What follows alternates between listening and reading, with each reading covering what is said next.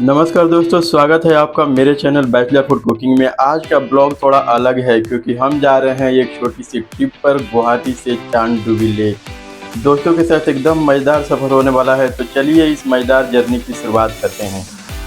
तो हम निकल चुके हैं अपने रूम से और रास्ते में हम अपने एक दोस्त को पिक करने वाले हैं। ये सफ़र होगा कुल 25 किलोमीटर का और हम स्कूटर से कर रहे हैं। चलिए देखिए आगे क्या होता है। तो गाइज हमने हमारे दोस्त को पिक कर लिया है। अब हम लोग मिलकर आगे का सफ़र तय करेंगे। मौसम अच्छा नहीं है, काफ़ी गर्म है, धूप भी बहुत ज़्यादा है, लेकिन हम लोग पूरी तरह तैयार हैं। पानी वानी का बोतल वोतल ले लिए हैं बैग में। लेकिन उम्मीद है कि जैसे जैसे हम लोग आगे बढ़ेंगे मौसम भी बदलेगा। देखिए क्या होता है। अब हम लोग जा रहे हैं उस जगह की तरफ जहाँ पर हम एक और दोस्त से मिलेंगे। उनके पास कार है और फिर हम लोग बाकी का सफ़र कार से तय करेंगे। तो दोस्तों हम अभी अपने दूसरे दोस्त की ओर जा रहे हैं और रास्ते में ये शानदार नज़ारे देखिए। गुवाहाटी का ये इलाका सिटी से लगभग 15 किलोमीटर अलग है और ये इलाका पहाड़ों से ढका हुआ है। गाइस वाकई बहुत खूबसूरत है। थोड़ी धूप है आज, लेकिन ताजगी और हल्की ठंडी हवा बहुत ही सुकून दे रही है। आप देख सकते हैं रास्ते के दोनों तरफ हरे भरे पेड़ और पहाड़ हैं। यहाँ का नज़ारा वाकई दिल छू लेने वाला है। ये सफ़र खुद में एक मज़ेदार एक्सपीरियंस है। तो दोस्तों अब हम पहुँच चुके हैं एक बहुत ही खास और सुंदर जगह पर। ये है ब्रह्मपुत्र नदी, भारत की सबसे लंबी और सबसे विशाल नदियों में से एक। यह नदी गुवाहाटी शहर का पहचान और शान है। आप देख सकते हैं ब्रह्मपुत्र नदी का यह नज़ारा कितना भव्य है। यहाँ का शांत और साफ पानी दूर दूर तक फैला हुआ है और इस पर चलते नावों का दृश्य बहुत ही दिलकश लगता है। नदी का यह विस्तार मानो आकाश से मिल रहा हो। ब्रह्मपुत्र नदी केवल एक नदी नहीं गाइज, बल्कि यहाँ के लोगों का जीवन का एक अहम हिस्सा है। यह नदी असम के किसानों के लिए जल का एक प्रमुख सोर्स है और यहाँ के व्यवसाय, संस्कृति और अर्थव्यवस्था में से एक महत्वपूर्ण भूमिका निभाती है। हम अभी ब्रह्मपुत्र नदी के किनारे से गुजर रहे हैं और यहाँ आकर एक अलग ही शांति का अनुभव होता है। लोग इस नदी के किनारे पर बनी पार्क है जिसमें आकर टहलते हैं, ध्यान लगाते हैं और कुछ लोग नाव की सवारी का भी आनंद लेते हैं। दिखाएंगे कभी आप लोगों को आने वाले वीडियो में। गाइस ब्रह्मपुत्र नदी तिब्बत के एक मानसरोवर झील से निकलती है और अरुणाचल प्रदेश होते हुए असम और बांग्लादेश तक बहती है। ये एकमात्र ऐसी नदी है जिसे पुरुष नदी के रूप में माना जाता है और इसे लाइफ लाइन ऑफ असम भी कहा जाता है। अब हम इस खूबसूरत ब्रह्मपुत्र नदी को पार कर रहे हैं और पुल से गुजरते हुए आपको इस नदी का शानदार दृश्य दिखा रहे हैं। ब्रह्मपुत्र नदी के पास से गुजरना हर बार एक नया अनुभव होता है। इसकी भव्यता और शांति आपको हर बार मंत्रमुग्ध कर देती है। अगर आप कभी गुवाहाटी आए तो ज़रूर इस नदी के किनारे समय बिताइएगा। हम बस थोड़ी ही दूर हैं अपने अगले दोस्त से मिलने के लिए। देखते हैं आगे का सफ़र कैसा होता है। आप हमारे साथ बने रहिए। तो गाइस हमारे दूसरे दोस्त भी जल्द मिलने वाले हैं और उनके पास जल्दी ही पहुंचने वाले हैं। थोड़े ही दूर पे वो हैं जो हमारे वेट कर रहे हैं। हम जल्द ही उनसे मिलेंगे। दोस्तों हम अपने दूसरे दोस्त क्या जी को भी पिक कर चुके हैं और हम तीनों साथ में इस मज़ेदार सफ़र को पर आगे बढ़ा रहे हैं। अभी हम जा रहे हैं एक और खूबसूरत जगह की तरफ जहाँ की प्राकृतिक सुंदरता देखते ही बनती है। गाइज अब हम निकल चुके हैं इस खूबसूरत सफ़र पर जहाँ से हम पहाड़, जंगल और छोटे छोटे गांव से गुजर रहे हैं। रास्ते में आपको हरे भरे पेड़, ऊंचे पहाड़ देखने को मिलेंगे। यहाँ की ताजगी और हरियाली से मन को बहुत शांति मिलती है। और ये रही हमारी अगली मंजिल, डीपर मिल। ये एक बहुत ही खूबसूरत जगह है जहां आकर मन को बहुत सुकून मिलता है। लोग इसे लव पॉइंट भी कहते हैं और यहाँ का नज़ारा वाकई दिल छू लेने वाला है। देखिए यहाँ का शांत और सुकून भरा वातावरण, पानी में तैरते पक्षी, हरे भरे पेड़ और आसपास की हरियाली मानो हमें प्रकृति की गोद में ले आई हो।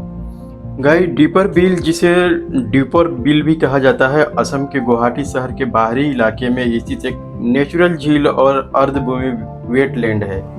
यह असम के सबसे बड़ी मीठे पानी के झीलों में से एक है। और इससे नेचुरल और जैविक दृष्टि से बहुत महत्वपूर्ण माना जाता है।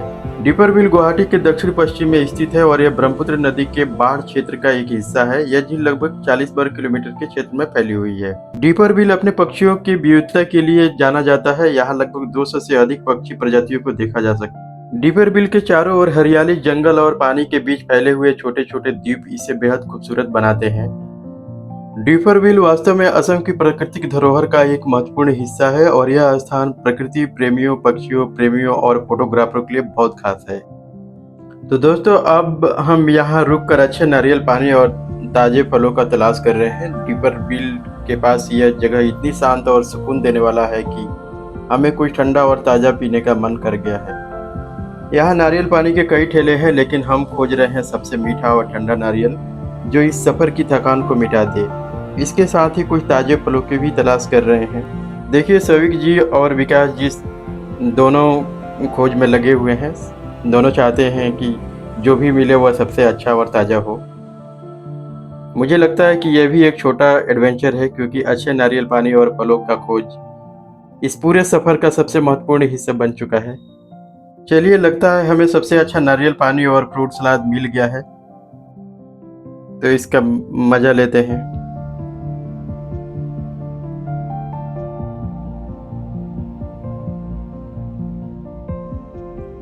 ऐसे नज़ारों के बीच नारियल पानी और फ्रूट सलाद का मज़ा ही कुछ और है। तो दोस्तों, यहाँ का नारियल पानी एकदम ठंडा और फ्रेश है और फ्रूट सलाद भी बहुत ही टेस्टी है। सफ़र के बीच ऐसी ताजगी भरी चीज़ें मिल जाए तो मज़ा दुगुना हो जाता है और हम यहाँ पे बहुत एंजॉय कर रहे हैं। ऐसे ही छोटे छोटे ब्रेक्स ट्रिप को और भी यादगार बना देते हैं।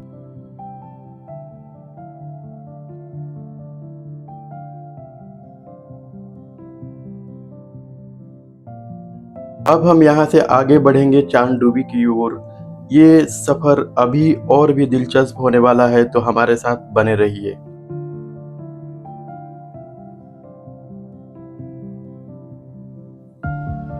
दोस्तों, अब हम आगे बढ़ चुके हैं डीपरबिल के किनारे किनारे यहाँ के खूबसूरत नज़ारों का आनंद लेते हुए।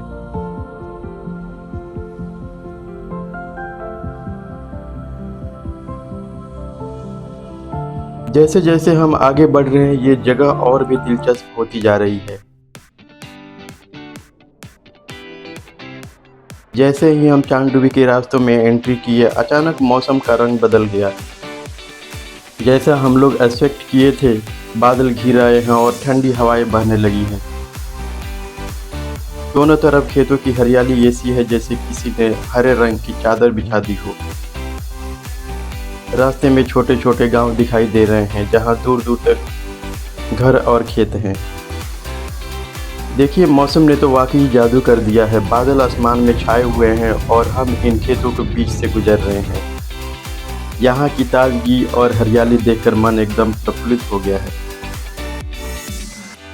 रास्ते में दोनों तरफ चाय के बागान भी दिखाई दे रहे हैं। ये चाय के बागान इतने खूबसूरत लग रहे हैं कि मानो प्रकृति ने इन पर अलग ही रंग भर दिए हों।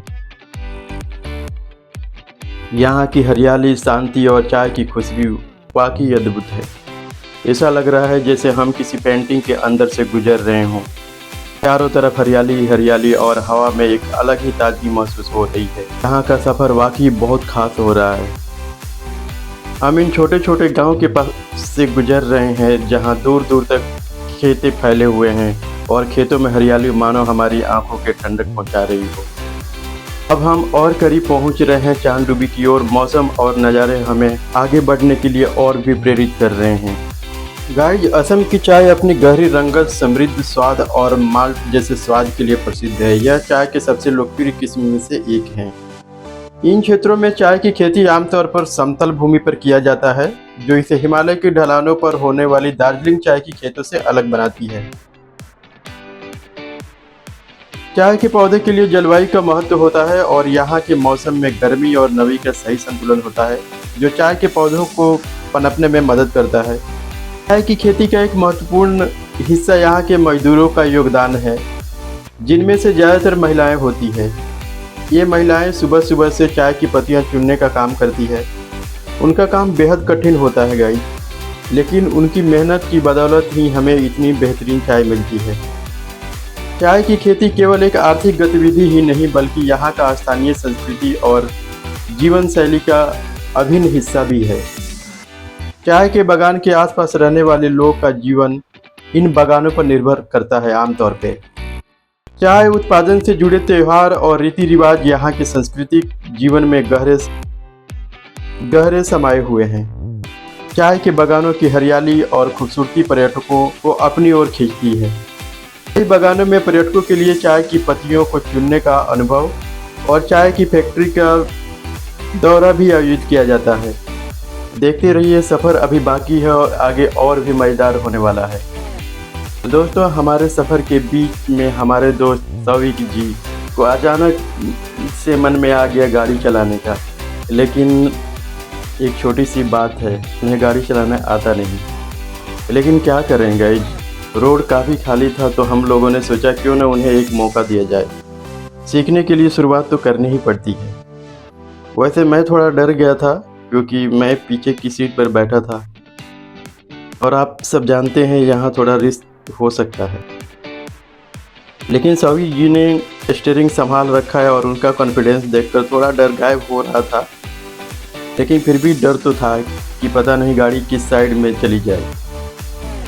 अब हम फिर से आगे बढ़ चुके हैं। देखिए चारों तरफ कितना हरा भरा जंगल है और बीच बीच में खेतों का विस्तार। ये अलग ही नज़ारे हैं जो हमारे सफ़र को और भी खास बना रहे हैं। दोस्तों, ये यात्रा हमें हर पल कुछ नया सिखा रही है, कभी रोमांच तो कभी सुकून, और इन हरे भरे नज़ारों के बीच हम लोग बहुत आनंद ले रहे हैं।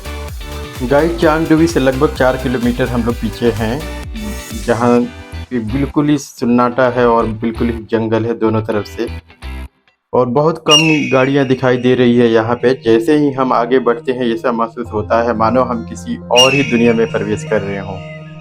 एक ऐसी दुनिया जो पूरी तरह से शांत और सुकून भरी और प्रकृति के करीब है। इस सड़क के दोनों तरफ फैले हुए हरे भरे जंगल अपनी घनी हरियाली के साथ हमें घेर लेते हैं। ऊंचे ऊंचे पेड़ जिनकी शाखाएं एक दूसरे से मिलकर छाया का छत बनाती हैं और उनकी पत्तियों से छनकर आती धूप मानो प्रकृति की गोद में एक अनोखा खेल खेल रही हो। यहाँ की हवा ताजी और ठंडी है, जिसमें जंगल के पेड़ों की खुशबू मिली हुई है, पत्तों की सरसराहट, चिड़ियों की चहचहाहट और कभी कभी दूर से सुनाई देती किसी जानवर की आवाज़। सब मिलकर एक ऐसी संगीत रचना करते हैं जो बिल्कुल शांत और सुकून से भर देती है। तो चलते रहिए हमारे साथ, क्योंकि आगे की यात्रा और भी मजेदार और रोमांचक होने वाला है। यह जंगल रास्ते के दोनों ओर फैला है, जहां दूर दूर तक सिर्फ हरियाली ही हरियाली दिखाई देती है। रास्ते में छोटे छोटे साफ झरने और पानी की धारा देखने को मिलती है, जो इस सफ़र को और भी सुंदर बना देती है। सड़कों की दोनों ओर नज़रें इतनी खूबसूरत है कि ऐसा लगता है मानो यह कोई पेंटिंग हो जिसे किसी कलाकार ने बड़े मन से बनाया हो। यहाँ की सुनसान सड़कें जहाँ बहुत कम लोग आते हैं, वाकई में एकांत के प्रेमियों के लिए स्वर्ग है। आप यहाँ खुद से बात कर सकते हैं, प्रकृति से संवाद कर सकते हैं और अपनी सारी चिंताओं को भूलकर सिर्फ इस पल का आनंद ले सकते हैं। गाइस, जैसे जैसे हम आगे बढ़ते हैं ये सफ़र और भी रोमांचक होता जा रहा है। सड़क के किनारे आपको कभी कभी जंगली फूलों की खुशबू और छोटी जंगली जानवरों की झलक। यह सुनसान सड़क थोड़ी डरावनी भी लग सकती है, खासकर जब आप दूर दूर तक किसी इंसान को न देखें, लेकिन यह इसके रोमांच का और भी बढ़ा देती है। यह एक ऐसा सफ़र है जहां आप प्रकृति की शक्ति और सुंदरता को पूरी तरह से महसूस कर सकते हैं। इस 4 किलोमीटर के सफ़र में हर कदम पर एक नया अनुभव मिलता है, जो आपको अपनी रोज़मर्रा की ज़िंदगी से दूर ले जाकर प्रकृति के करीब ला जाता है। यह एक ऐसा रास्ता है जहां हर मोड़ पर एक नई कहानी, हर पेड़ के पीछे एक नया रहस्य और हर सांस के साथ एक नई ताज़गी महसूस होती है। तो दोस्तों, अब हम चांगडुवी से केवल 2 किलोमीटर दूर हैं। सफ़र वाकई बहुत खूबसूरत और रोमांचक रहा है। अब हमें ये वीडियो यहीं ख़त्म करना पड़ेगा, क्योंकि इसे और लंबा करने पर यह बहुत बड़ी हो जाएगी। लेकिन चिंता मत कीजिए, इस सफ़र के आगे का हिस्सा और भी दिलचस्प होने वाला है। आप हमारे साथ जुड़े रहिए और इस रोमांचक यात्रा का दूसरा हिस्सा जरूर देखिए। अगले वीडियो में हम चांगडुवी की ओर भी खूबसूरत नज़ारे और मज़ेदार पलों को साथ हाजिर होंगे। आप हमारे साथ जुड़े रहिए और इस रोमांचक यात्रा का दूसरा हिस्सा जरूर देखिए। अगले वीडियो में हम चांद डूब की और भी खूबसूरत नज़ारों और मज़ेदार पलों के साथ हाजिर होंगे। तो मिलते हैं अगले वीडियो में, तब तक के लिए खुश रहिए, स्वस्थ रहिए और हमारे साथ बने रहिए।